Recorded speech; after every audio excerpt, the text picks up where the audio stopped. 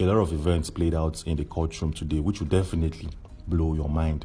Today's court session happened to be one of the most exciting court sessions we've ever seen in a long time. So the question here is, what really happened? Well, in this video, we shall be explaining and critically analyzing every single thing that happened in the court section today. So the court proceedings kicked off at about 10:20 a.m. The legal counsel team of the both parties were fully present. The court session started by the prosecuting lawyer making an introductory speech. So let's take a listen to what the prosecuting lawyer had to say in the courtroom today. He stated that, I quote, "Your Honor, today we are here to show that Simon illegally bought weapons. We have a witness codenamed T5 who is all the way from Nigeria. T5 will testify that Simon sent money to him to buy guns. We have bank statements and other evidence to prove this. This is a serious offense because it's illegal to buy weapons like this, and it's dangerous. Think of it like this. Simon ordered guns online, but instead of a package arriving at his door, the guns were bought by our witness in Nigeria using money Simon sent. We have the receipt to speak, showing that transaction. It's a clear case of illegal weapons purchases. We are confident that the evidence will present, including T5's testimony and financial records, will clearly demonstrate Simon's guilt. This isn't just about breaking the law, it's about public safety. We are ready to proceed when you are." So as you can see, this is statements coming from the prosecuting lawyer claiming that Simon purchased or ordered for weapons to be sent to the southeastern region of Nigeria. But instead of these weapons getting to the specific address, an individual, a close friend of Simon, intercepted these weapons. He bought them and he followed suit to do the unimaginable. So let's go back to the courtroom and see the cross-examination between the prosecuting lawyer and this individual, this witness known as T5, who claims to intercept the weapon sent by Mr. Simon. So let's see the conversation between these two parties. So the prosecuting lawyer called upon T5 to take the stance. T5 came into the stance and did all necessary rights needed to do as a witness. So the prosecuting lawyer started his questions by saying, "Good morning, T5. Thank you for being here today. Can you please state your name for the record?" T5 replied by stating his name. The prosecuting lawyer continued by saying, "T5, you have testified that you received money from the defendant, known as Simon. Can you tell us how that money was sent to you?" T5 replied by saying, "Yes, the money came through several wire transfers. I received the money in my bank account." The prosecuting lawyer continued to say, "And did Simon tell you what the money was for?" T5 replied, "Yes, he did. He told me the money was to purchase certain items." The prosecuting lawyer asked, "And what items were you instructed to purchase?" T5 replied, "He told me to buy arms, weapons." The prosecuting lawyer claimed, "Can you describe the specific weapons you were instructed to purchase?" T5 gives clear confirmation of the weapons he was asked to purchase by Mr. Simon. The prosecuting lawyer continued by saying, "Now, let's talk about how you were able to intercept these weapons. Can you explain what happened after you received the money and purchased the weapons?" T5 replied by saying, "After I received the money, I purchased the weapons." The prosecuting lawyer said, "And then what happened? What happened next?" T5 said, "And then I contacted the authorities." The prosecuting lawyer continued by saying, "And why did you contact the authorities?" T5 said, "Because I realized what was happening was wrong. I knew it was illegal and I couldn't let this happen." The prosecuting lawyer said, "So you never delivered these weapons to Simon's men?" T5 replied, "No, I contacted the authorities immediately after the purchase." The lawyer continued by saying, "So you are the reason the weapons never reached Simon's men, is that correct?" T5 said, "Yes, that is absolutely correct." The prosecuting lawyer continued by saying, "T5, can you confirm that you have provided all necessary details to the authorities regarding Simon's transactions and the weapons purchased?" T5 said, "Yes, I have provided all the details to the authorities." The prosecuting lawyer continued by saying, "T5, you have stated that you received the money through wire transfers. Can you tell the court what information was on those transfers?" T5 said, "Yes, the transfers included Simon's name and the amount of money and the date of transfer." The lawyer continued by saying, And did you have any contact with Simon after the purchase of these weapons? T5 said, yes, I had a brief communication with him. The prosecuting lawyer continued, and what was the nature of that communication? T5 said, I informed him that the purchase was complete and the items were ready for delivery.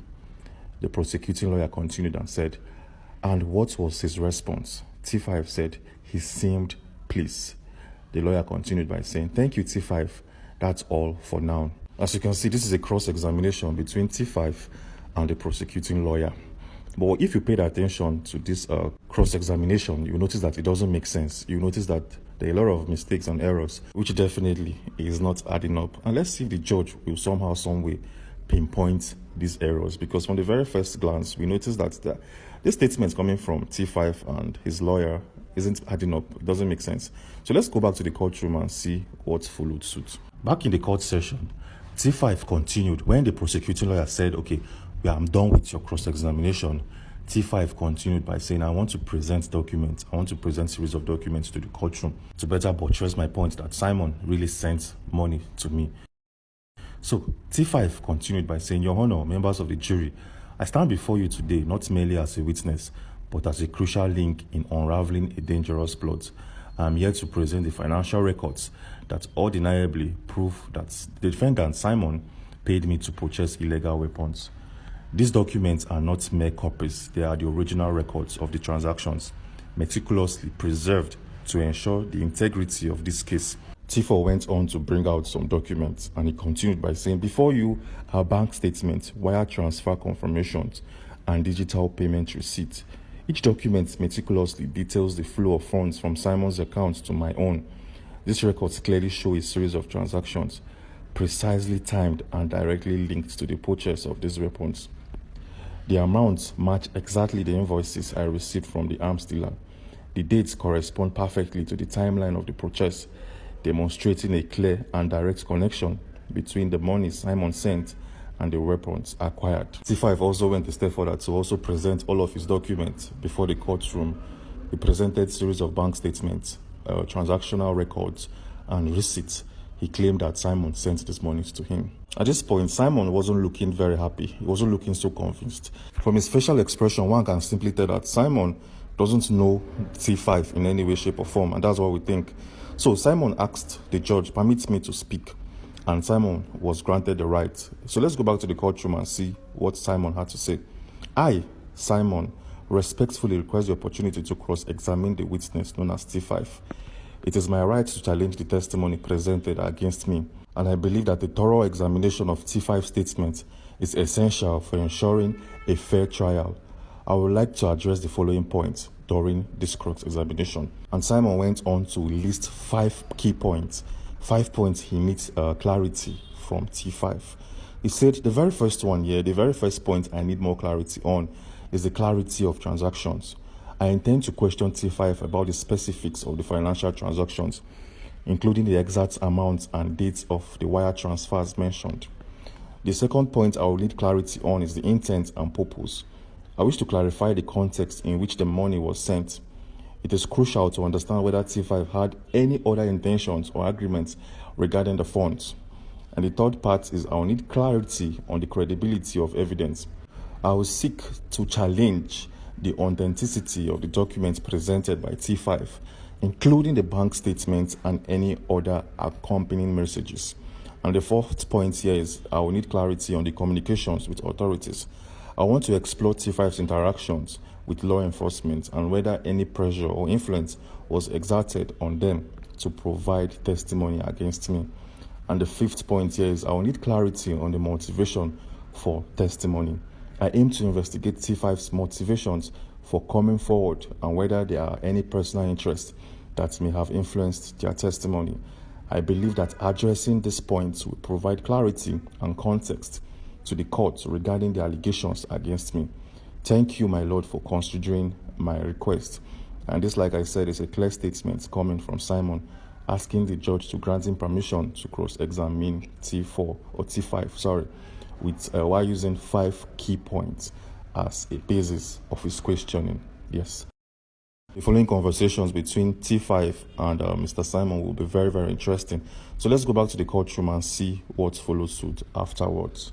At this point, the presiding judge gave Simon the full permission to cross-examine the witness known as T5.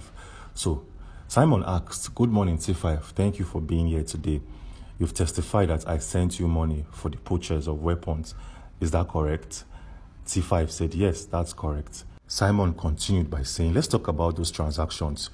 You've presented bank statements. Can you confirm that the account numbers listed on those statements belong to you?"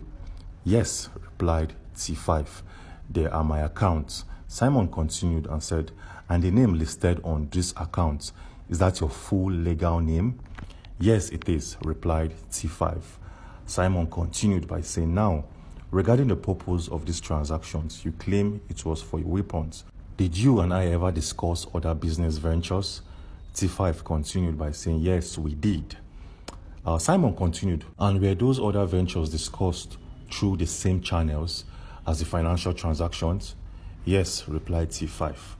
Simon said, "So, the method of communication and financial transfers were not exclusively for the purpose of purchasing weapons, is that right?" T5 continued by saying, "Yes, but the context is important."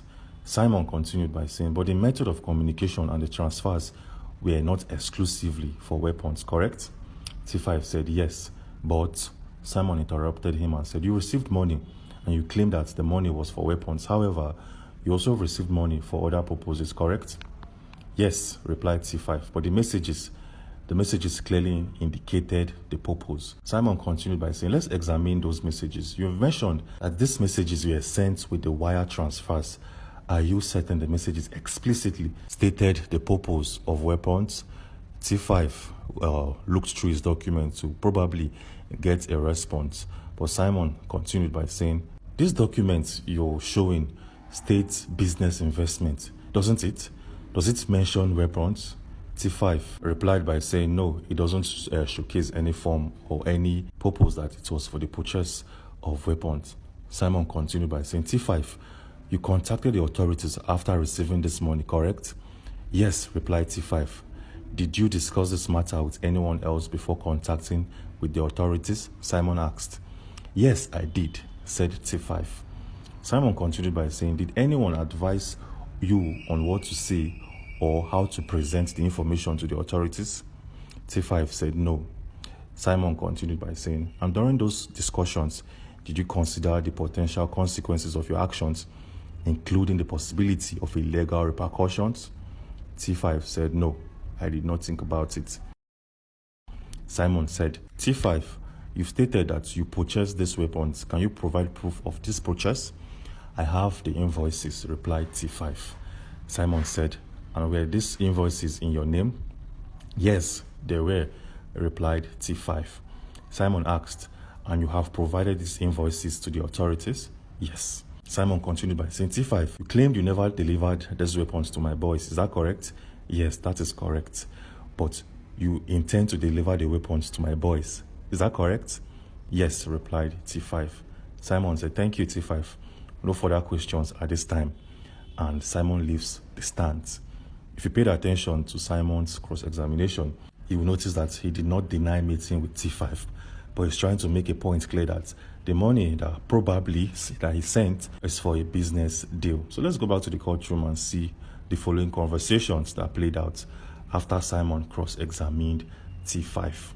So back to the courtroom. Before Simon left the stand, he made a very, very emotional speech that was addressed to the presiding judge. Simon stated, and I quote, "Members of the jury, I stand before you today not as a guilty man, but as a victim of a calculated and malicious frame-up. The charges against me are baseless, manufactured, and designed to deceive you.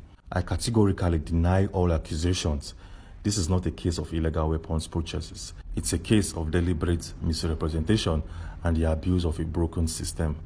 The prosecution's star witness, T5, has presented a carefully constructed narrative, but I urge you to look beyond the surface and examine the evidence critically. The financial transactions presented are not evidence of my guilt. They are, in fact, evidence of a complex web of deceit and manipulation. The prosecution's attempt to link these transactions to purchase of illegal weapons is a blatant distortion of the truth. My business dealings with T5 were entirely legitimate, and any suggestion otherwise is a gross misrepresentation. I have never knowingly purchased illegal weapons. I have never knowingly sent illegal weapons to individuals in the southeastern region of Nigeria, and I will never engage in such activities. This case is a testament to the fallibility of the justice system and the ease with which a person can be falsely accused. I urge you to consider the inherent weaknesses in the prosecution's case, the lack of concrete evidence, and the questionable motives of the key witness. I am confident that a thorough examination of all the facts will lead you to one inescapable conclusion. I'm innocent, I'm a victim of conspiracy, and I trust in your judgment to see through this charade and deliver justice. I implore you to find me not guilty.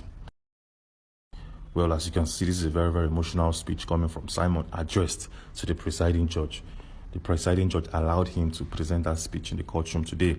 And let's see what followed suit, and let's see other actions that played out after Simon rendered that emotional speech in court. After Simon was done with his speech, the judge continued by saying, "Okay, everyone, I've been listening to the evidence, and honestly, the main witness, T5, hasn't made a very strong case. The things they have said don't really connect very well, and it all feels a bit shaky.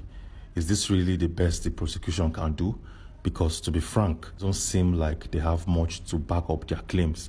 If this is all you've got, then it looks like Mr. Simon might actually be innocent. I'm also a bit puzzled why they even brought this witness in. Their testimony hasn't really helped us understand what happened. I'm asking the prosecution why they brought this person in the first place." So as you can see, the judge did not buy up all of the statements and testimonies coming from testifier number 5. And the judge came out to clearly state that if this is what you have against Simon, it's very possible that Simon might be innocent. So let's see what the prosecuting lawyer had to say. Let's see his response to the judge, because the judge asked him a very clear question. If this is all you have to say or do against Mr. Simon, the defendant, let's see what this man, the prosecuting lawyer, have in his pocket. He said, "Your Honor, I appreciate your observations, but T5 testimony is supported by documented evidence reflecting a broader context of illegal activities, and their direct knowledge is crucial for establishing the timeline. We are prepared to present further evidence to reinforce their claims, and we are confident the jury will see the connections and implications." And the judge responded by saying, "I don't want to hear anything coming from this testifier known as T5. I think I've heard a lot from him. This guy don't have anything to present. His evidence doesn't add up. His words doesn't connect, and his claims are too baseless. And I can't sit here and listen to the nonsense coming from your testifier. Do you have somebody else you really want to present to the courtroom today? Do you have a better witness, a better testifier that has something to say, that has tangible things to say?" And the prosecutor lawyer said, "Yes, I have somebody else in my list of testifiers. Yes, I have somebody else, and this happens to be a vigilante officer from the southeastern region of Nigeria. This guy did not travel with T5. In fact, T5 and T6 traveled separately. So the testimonies coming from these two different witnesses are not rehearsed. The testimonies coming from T5 and T6 has no connection. That is to say, these guys haven't met each other before. They haven't had any conversations before. These are two different individuals from two different units in the southeastern region of Nigeria. So permit me to bring up my 6th testifier, known as T6, who, like I said, is a vigilante officer from the southeastern region of Nigeria. Presiding judge said, "Hope your testifier T6 knows what he's about to say. Hope this guy has been briefed on their stance in court. I don't want you to ever bring someone like T5 to the court moving forward. If ever you bring a witness that has a very weak statement, I will suspend you and your witnesses for making statements in the courtroom. I don't want you guys to come here and make up words, make up scenarios in your head. We are trying to seek justice, and we want justice to preside and prevail." And the prosecutor lawyer said, "Yes, I understand, and that is why I have somebody, a vigilante officer, who has a lot of things to say. He has a lot of evidence, facts, and data to back up all of his claims. And please, with your permission, permit me to bring up my 6th testifier." And the presiding judge nodded and said, "Okay, you have the green light. Bring up your testifier number 6 and let's see what he has to say and claim. T6 was brought into the stand. He did all necessary rights needed to be done as the testifier, and he was ready for cross-examination by the prosecuting lawyer. After T6 did all necessary rights needed to be done as a testifier, the prosecuting lawyer asked T6, "Officer, could you please state your full name and current occupation for the record?" Mr. T6 gave his full name and also claimed that, "I am a vigilante officer in a specific region in the southeastern region of Nigeria." The prosecuting lawyer asked, "Officer, can you describe the situation in your region during the time or the period in which Simon's social media posts were active?" T6 replied by saying the region was experiencing significant unrest. There were protests, clashes, and a general atmosphere of fear and instability. Many lives were lost, and the community was deeply affected. The prosecuting lawyer continued by saying, "And did you personally observe or experience any of this unrest?" T6 replied by saying, "Yes, I did. I was on the ground daily, working to maintain order and protect my community." The prosecuting lawyer said, "Now, officer, you mentioned Mr. Simon's social media post. Can you describe what you observed regarding this post?" T6 said, "I observed that Mr. Simon's post was widely shared and discussed within the community. They were filled with inflammatory languages like calls to action and often targeted specific groups of individuals." The prosecuting lawyer continued by saying, "Can you give us some specific examples of the languages used in this post?" T6 provided all of the languages and the tones Mr. Simon used during his social media posts and videos. And the prosecuting lawyer continued by saying, "Did you see any evidence of Mr. Simon's post directly leading to any specific act of violence or unrest?" T6 said, "Yes, I did. On several occasions, we saw protests and clashes that appeared to be directly inspired by Mr. Simon's post. The timing and the content of this post correlated closely with the outbreaks of violence." The prosecuting lawyer continued by asking, "Officer, what was the overall impact of Mr. Simon's social media activity on the community?" T6 replied, "The impact was devastating. His post fueled the unrest, spread misinformation, and incited fear. They contributed to the breakdown of order and led to significant suffering within the community." The prosecuting lawyer continued by saying, "Thank you, officer. No further questions at this point." At this point, Simon's lawyer for the very first time stood up and said, "My lord, please permit me to cross-examine T6, a vigilante officer. Please permit me, give me the permission to ask him some specific questions." And the presiding judge gave his permission. So Simon's lawyer walked up to the stand and asked, "T6, officer, good morning. You've stated you are a vigilante officer from a specific region in the southeastern region of Nigeria. Can you please describe the structure and official standing of your organization within the local government area and local governance?" T6 answered, "I am a member of a local security group that works with a community to maintain peace and safety. We are not officially sanctioned by the government in their formal sense, but we collaborate with local authorities and community leaders to address security concerns. Our primary focus is on preventing and responding to threats, ensuring the well-being of our community." The defense lawyer asked, "So, to be clear, you are not a sworn law enforcement officer, nor do you have the legal authority to arrest or detain individuals?" T6 replied by saying, "That is correct. Our role is primarily focused on community safety and security. We work to identify and address potential threats and assist in maintaining order, but we do not have the same powers as official law enforcement agencies." Simon's lawyer asked, "Now, officer, you've testified regarding Mr. Simon's social media posts and their alleged impact. Did you personally witness Mr. Simon's creating this post, or are you basing your observations on their widespread dissemination?" T6 replied by saying, "I did not personally witness Mr. Simon creating this post. However, I observed their wide dissemination and the resulting impact on the community. The posts were shared extensively and their content was discussed openly in various local channels, including social media groups, local markets, and community gatherings. The origin of the post was generally known and attributed to Simon, your client. The defense lawyer stated, "You mentioned that Mr. Simon's post incited violence. Can you provide specific examples where Mr. Simon directly instructed individuals to commit acts of violence, or where you explicitly called for specific violent actions?" Tixis answered, "While I cannot provide instances where Simon or Mr. Simon explicitly instructed individuals to commit violence, his post contained inflammatory languages, calls to action that could be interpreted as inciting violence, and targeted specific groups and individuals with derogatory and provocative messages. For instance, he often used the language that demonized certain ethnic groups, called for protest against specific government policies, and shared misinformation that fueled animosity and unrest. This post created an environment conducive to violence and unrest, even if they did not directly command specific violent acts." Simon's lawyer continued by saying, "Officer, did you conduct any formal analysis of social media algorithms or trends to determine the reach and impact of Mr. Simon's post?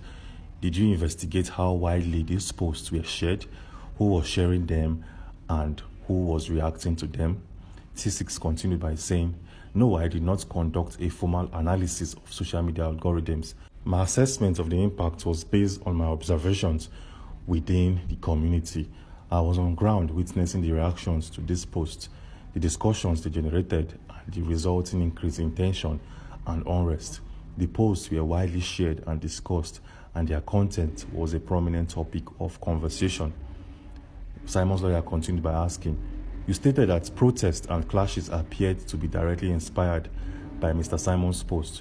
Could it be that other factors such as an economic hardship, political grievances, and pre-existing tensions contributed to the unrest, and that Mr. Simon's posts were merely one element among many others?" Thesis replied by saying, "I acknowledge that other factors contributed to the unrest. Economic hardship, political grievances, and pre-existing tensions undoubtedly played a role. However, the timing and the content of Mr. Simon's post often coincided with outbreaks of violence and escalation of tensions. His post amplified existing grievances, fueled misinformation, and incited further unrest. Why not the sole cause? They significantly exacerbated the situation and contributed to the escalation of violence." And Simon's lawyer and this guy, known as T6, went on and on to have series of conversations and series of debates, questions and answers and whatsoever. But one thing we observed is that this man known as T6 cannot be a vigilante officer, because the kind of English he used in the courtroom, the kind of sentences he created, and his choice of languages and words cannot come from a local vigilante officer. This simply means that this man is not saying the truth, or the prosecuting lawyer is not telling the court the actual fact. We don't believe that a vigilante officer, a local vigilante officer that resides in the village, can speak this well in a courtroom, can defend himself, can defend his legal counsel team, and defend the case so well. So we highly doubt this man is a vigilante officer.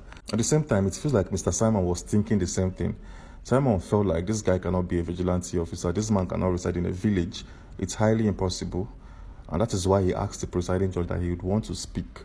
He would want to say some certain things to the courtroom. And this will be the second time Simon is making remarks. So let's go back to the courtroom and see what Simon had to say and the speech he rendered. So Simon asked the judge, "Please permit me to speak up. I have some close observations about T6, this man who claims to be a vigilante officer. I have very strong instincts about this man's claims and assertions. I feel like T6 probably is lying." So let's see what Simon had to say when he got the permission from the judge. So Simon stood up and said, "My lord, members of the jury, I stand before you today to vehemently refute the accusations leveled against me by the so-called witness, T6.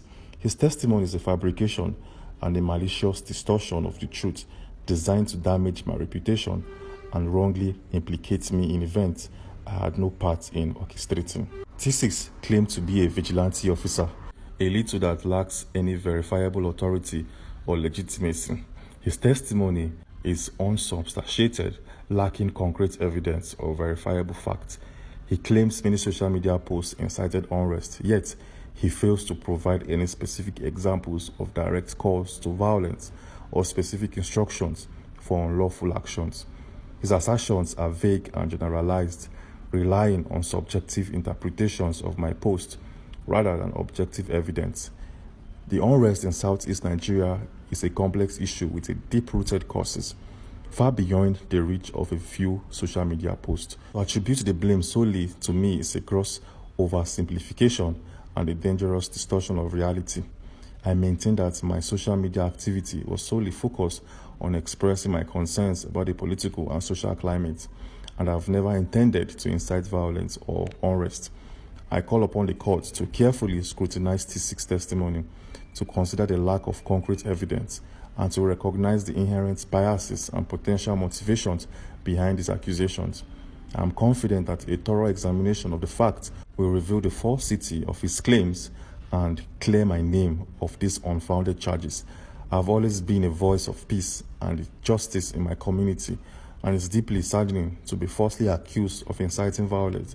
I urge you to consider the totality of the evidence and trust the justice to prevail. And these are the words coming from Mr. Simon himself.